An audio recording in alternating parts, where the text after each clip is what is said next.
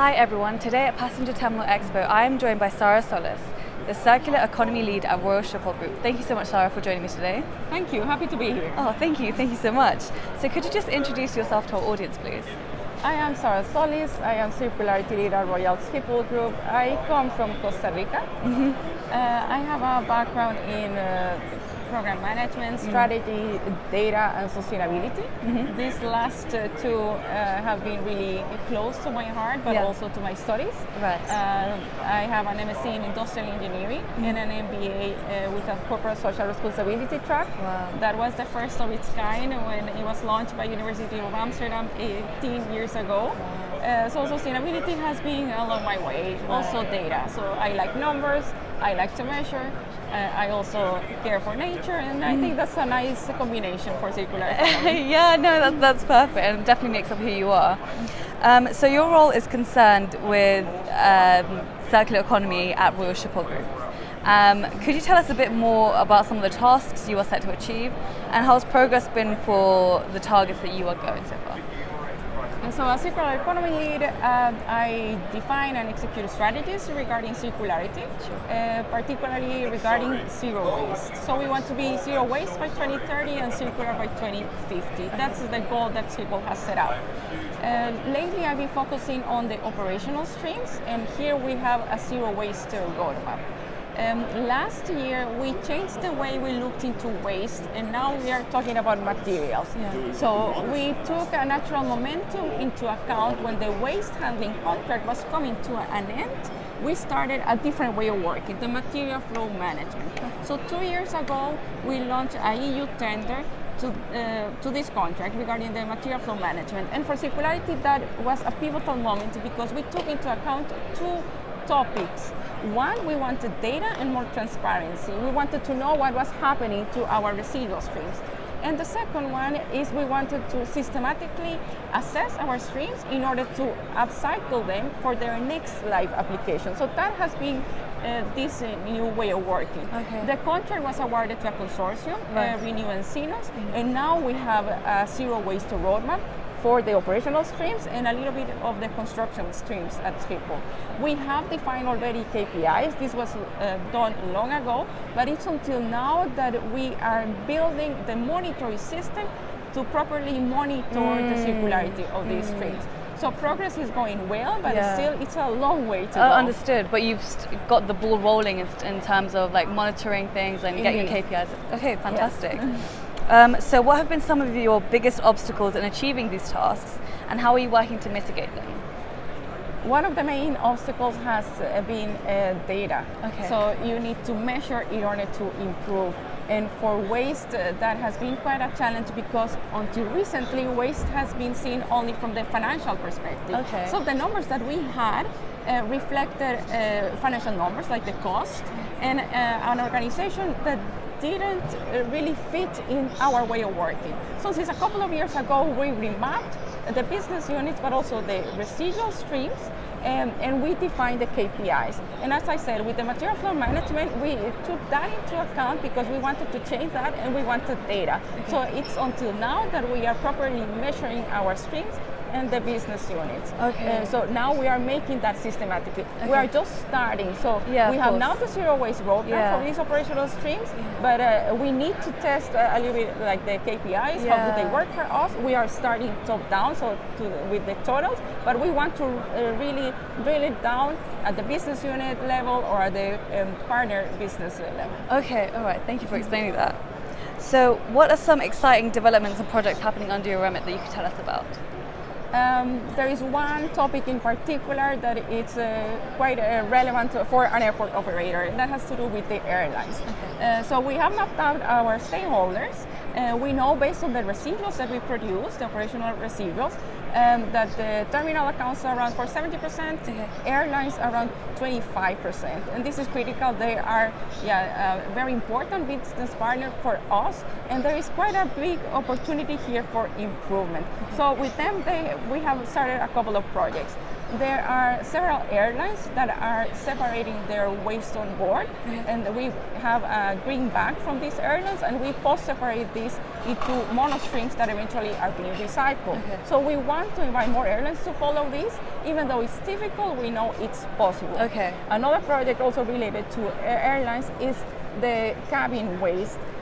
Basically, the international cabin waste, given the EU law 1069, has to be incinerated within 24 hours. Okay. So that leaves no possibility for recycling. But we are teaming up with the airlines and other groups in the industry led by IATA, because we are asking the EU to review this law. Right, okay. It seems to be obsolete and it doesn't work well for circularity. Okay. The law is based on the risk for animal health, but that risk doesn't seem to be there. So we are asking the EU to reclassify international catering waste into category 3, and therefore more recycling is possibility. And if that is not possible with the EU, and then at least we are asking to review the law with a quantitative assessment.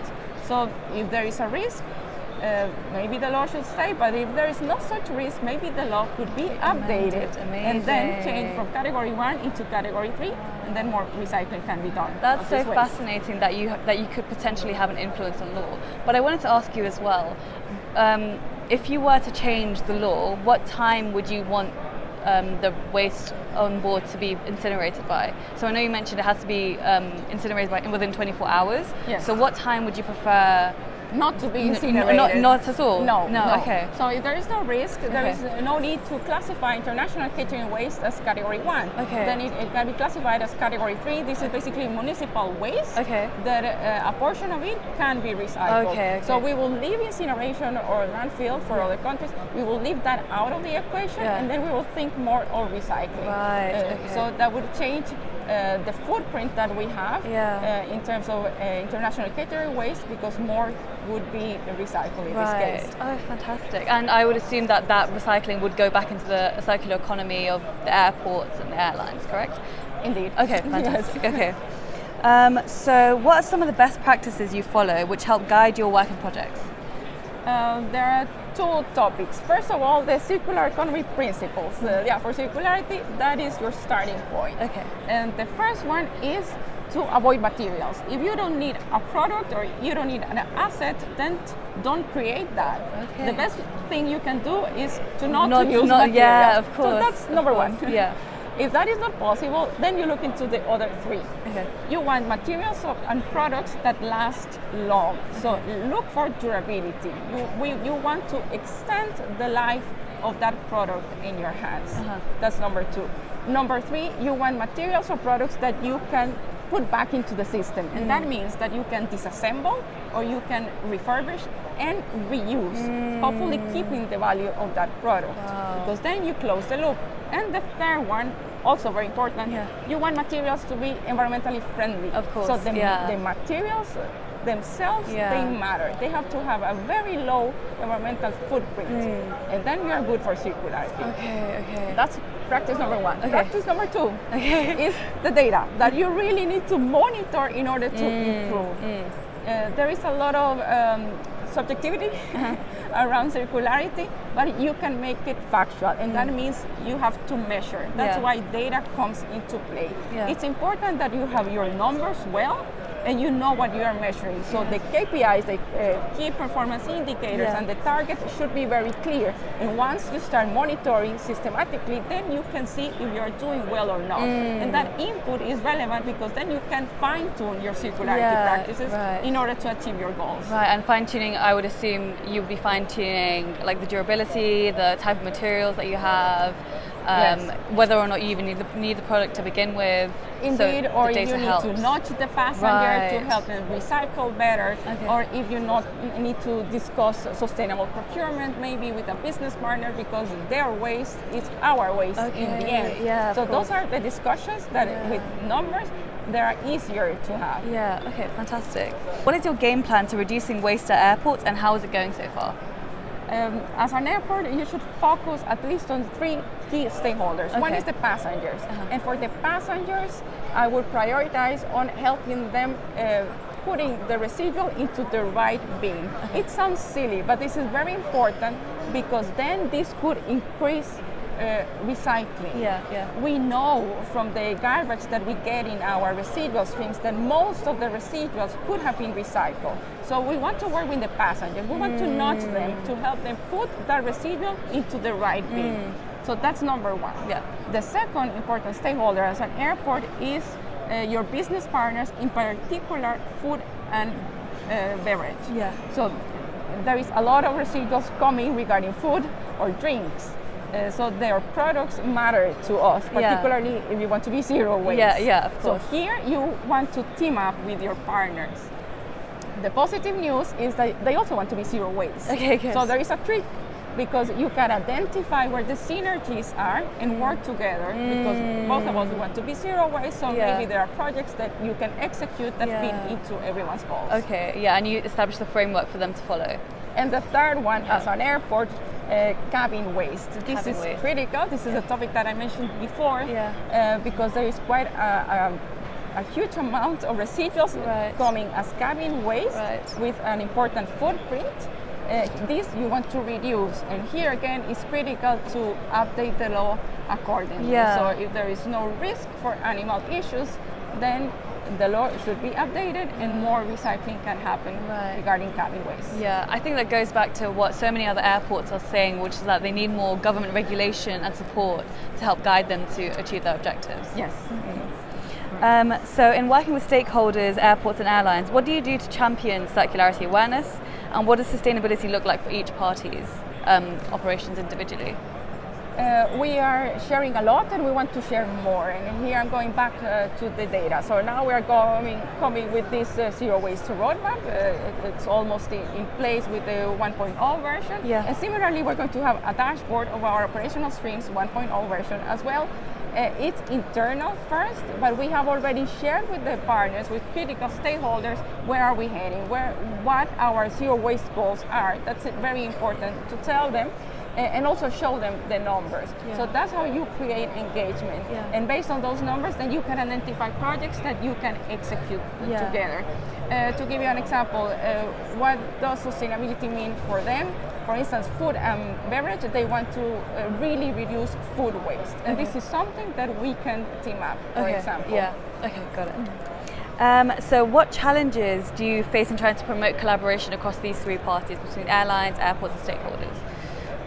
Even though we all want to be zero waste, sometimes the goals are not perfectly aligned. So we do have some differences.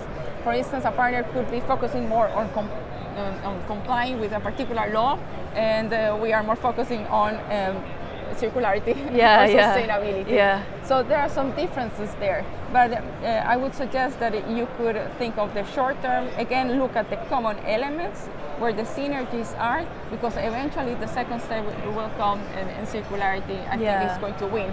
In that sense, regulation is also helping. So we have CSRD that is requiring companies to be more transparent in terms of sustainability.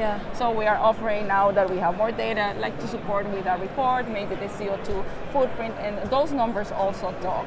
So those frictions eventually are going to be fewer. So it's about like presenting them with the data, so that to ease their mind. Data the data helps. And then the final goal, like okay, this is what we want to achieve and this is where we are. Okay, got it. And as my final question to you, I want to ask, what trends are you observing in sustainability right now? The topic is definitely increasing, particularly for circularity. Really, everyone wants to be zero waste, and that gives you a lot of leverage for the projects that you have. I also see that compliance, which has a good and a bad side, it's also helping if you see how compliance can add value to your goals. So those are two very important topics. So sustainability is increasing in importance, and you can use compliance to create more momentum. Fantastic. Well, that was my final question. Thank you so much, Sara. Thank you.